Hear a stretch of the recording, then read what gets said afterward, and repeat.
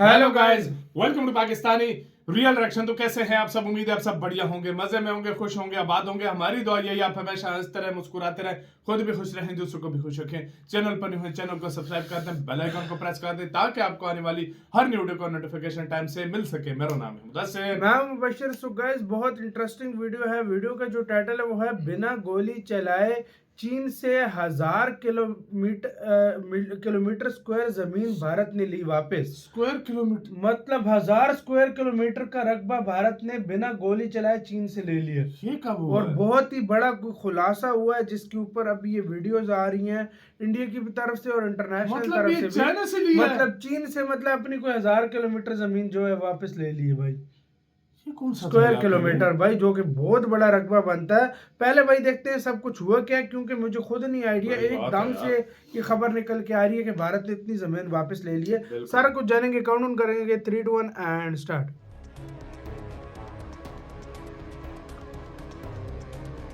भारत चीन के धैर्य और रणनीति से लड़ी गई लड़ाइयां बिना गोली चले भी जीती जाती हैं और आज भारत ने बिल्कुल ऐसी ही एक लड़ाई जीत ली है। ये जीत किसी युद्ध के मैदान में नहीं बल्कि डिप्लोमेसी, बैक चैनल टॉक्स और रणनीतिक धैर्य के जरिए हासिल हुई है। भारत ने चीन से 1000 स्क्वायर किलोमीटर के करीब जमीन वापस ले ली है और ये बात अब अफवाह नहीं बल्कि भारतीय सेना के पूर्व लेफ्टिनेंट जनरल हितेश भल्ला के इंटरव्यू से कंफर्म हो चुकी है। भारत के पूर्व लेफ्टिनेंट जनरल हितेश भल्ला ने न्यूज 18 को दिए इंटरव्यू में साफ कहा कि जिस 1000 स्क्वायर किलोमीटर इलाके में भारत के पेट्रोलिंग राइट्स रोक दिए गए थे वो अब 2024 के बाद पूरी तरह रिस्टोर हो चुके हैं। ये इलाका मुख्य रूप से देप्सांग प्लेन्स डेमचोक के अंदर आता है। ये वही इलाका है जिसे लेकर 2020 के बाद ये कहा जा रहा था कि चीन ने भारत की जमीन छीन ली है। सबसे बड़ा खुलासा यही है कि अब तक कहा जा रहा था कि ये सब 2020 के बाद हुआ है, लेकिन जनरल भल्ला ने स्पष्ट कर दिया कि भारत के पेट्रोलिंग राइट्स 2012 से ही रोके गए थे। यानी चीन ने चुपचाप बिना बड़े टकराव करीब 1000 स्क्वायर किलोमीटर क्षेत्र में भारत की पेट्रोलिंग रोक दी थी और यही वो बात थी जिस पर भारत के कुछ विपक्षी नेता भी लद्दाख जाकर बयान देते थे। अब जरा इसे आसान भाषा में समझते हैं। भारत पाकिस्तान बॉर्डर लाइन तय है, दोनों देश एक ही लाइन मानते हैं, लेकिन भारत चीन बॉर्डर ना डिलिनेटेड है ना ग्राउंड लेवल पर म्यूचुअली एग्रीड है। यहाँ LAC यानी लाइन ऑफ एक्चुअल कंट्रोल है, लेकिन ग्राउंड पर कोई नहीं बता सकता है कि LAC ठीक कहाँ है। 1975 में चीन ने एक कॉन्सेप्ट दिया पेट्रोलिंग पॉइंट्स, जिसे भारत ने 1996 में स्वीकार किया। इसका मतलब भारत अपनी क्लेम लाइन तक पेट्रोल करता है, चीन अपनी क्लेम लाइन तक पेट्रोल करता है। दोनों परमानेंट सेना नहीं रखते हैं, सिर्फ प्रेजेंस दिखाते हैं। इसी दौरान सैनिक पैकेट, निशान या रिकॉर्ड छोड़ते हैं, ये बताने के लिए कि हम यहाँ तक आते हैं। अब चीन ने क्या किया? साल 2012 के बाद चीन ने देप्सांग और डेमचोक में पेट्रोलिंग पॉइंट्स तक भारत को जाने से रोक दिया। मतलब भारत की क्लेम जमीन पर भारत की मौजूदगी रोक दी गई। ये इलाका करीब 982 से 1000 स्क्वायर किलोमीटर का था, यानी जमीन छीनी नहीं गई थी, लेकिन जमीन पर अधिकार जताने का हक छीन लिया गया था। अब साल 2024 में क्या बदला ये जान लीजिए। ये असली खबर है। साल 2024 में बैक चैनल टॉक्स, डिप्लोमेसी और स्ट्रेटेजिक प्रेशर के जरिए भारत ने देप्सांग प्लेन्स, डेमचोक और ग्रेजिंग लैंड सभी जगह पेट्रोलिंग राइट्स रिस्टोर करवा लिए और ये सिर्फ कागजों में नहीं ग्राउंड लेवल पर वेरीफाई हो चुका है। अब ये जीत कैसे हुई ये भी जान लीजिए। ये जीत अचानक नहीं हुई, इसके पीछे अजीत डोवाल की साइलेंट बैक चैनल डिप्लोमेसी और भारत की विदेश मंत्री S जयशंकर की पब्लिक, ब्लंट और हाई लाइन्स। एक तरफ चुपचाप बातचीत, दूसरी तरफ खुले मंच पर सख्त जवाब। यही है इंडिया का डुअल डिप्लोमेसी मॉडल। अब क्या भारत और चीन का विवाद खत्म हो गया? सीधे जवाब है नहीं, क्योंकि एशिया में पहले USA, फिर चीन और फिर भारत और दो ही हेजीमनी पावर बच सकती है, एक नहीं। चीन भारत को चुनौती मानता है, भारत चीन की हेजीमनी को चुनौती देता है।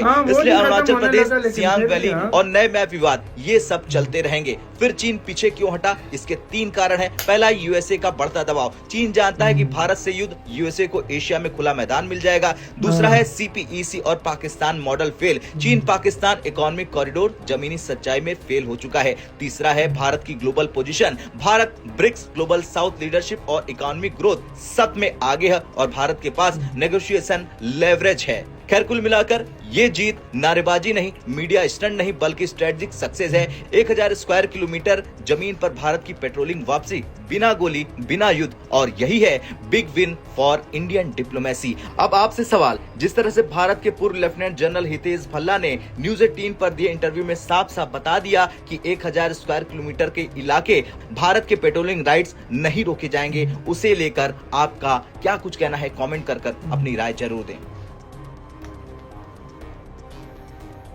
वाह यार, मतलब एकदम जमीन इतनी मार ली यार। इसी के साथ वीडियो खत्म।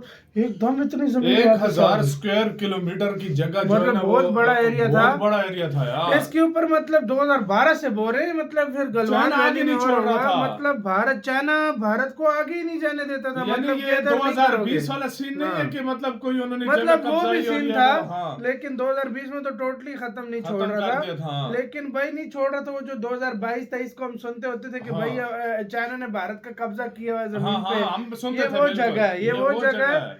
और वो भारत ने मतलब इसको कहते हैं साइलेंट डिप्लोमेसी, साइलेंट पावर। भाई किस तरह कुछ चीजें ऐसी होती हैं जो बिना युद्ध करे, बिना गोली चलाए की जाती हैं, और इंडिया ने वही किया है, धैर्य से काम लिया है। देखो नो डाउट इस टाइम अगर इस चीज पे विवाद और बढ़ता आगे जाते हैं, देखो अब बहुत सारे लोग पता है क्या बोलेंगे कि भाई चाइना को दी क्यों है, भाई क्यों डरते थे सब। नहीं, देखो नहीं, ये बात नहीं होती है। हमेशा मेरी बात याद रखना, जब भी कोई इस तरह बड़े पावरफुल कंट्रीज आपस में टकराते हैं, नुकसान दोनों तरफ बहुत ज्यादा होता है, बहुत ज्यादा नुकसान होता है। कुछ जगह पे चुप रहना पड़ता है, टाइम कुछ जगह पे चुप रहना पड़ता है, टाइम का इंतजार करना पड़ता है, सब कुछ करना पड़ता है। इंडिया चुप रहा, टाइम का इंतजार किया, अपनी इकोनॉमी को बूस्ट करता रहा, मतलब अपने आप को आगे जाता रहा, और बैकडोर बातें भी करता रहा, और आलमी मंचों पर जो इंटरनेशनल मंच जब चाइना को पता लग गया कि भाई साहब अब मैं नहीं कुछ कर सकता इंडिया का, मैं बहुत फंस जाऊंगा अगर इंडिया से पंगा लिया, तो उसने बोला जमीन ले लो, जमीन ले लो। मतलब बिना 1000 स्क्वायर बिना गोली चलाए किसी के इलाके में चले जाओ ना और वो उस जगह पे कब्जा कर ले, सवाल ही पैदा नहीं होता वो छोड़े।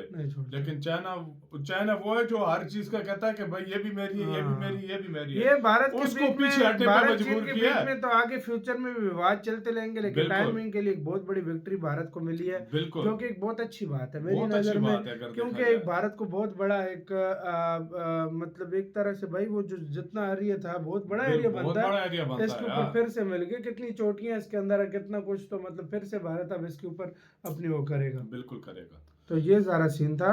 देखो यार भारत को मतलब चीन को भी पता है कि भारत से पंगा लिया तो सीधा देखो अब चाइना भी थक गया, सीधी बात बताऊं, वो चाहता है कि यार उसकी जो इन्वेस्टमेंट डूबी हुई है इंडिया में, कितना पैसा कमाता था, देखो उसको आने वाले टाइम में, सिंपल सी बात है, आने वाले टाइम में अमेरिका के साथ उसका 36 का आंकड़ा रहना ही रहना है, क्योंकि वो टैरिफ चाइना के ऊपर टैरिफ लगाएगा ही लगाएगा, उसको चाहिए बड़ी मार्केट, और वो इंडिया है। तो आपका क्या कहना है, अपनी राय बताना, अपना बहुत ज्यादा ख्याल रखना। तो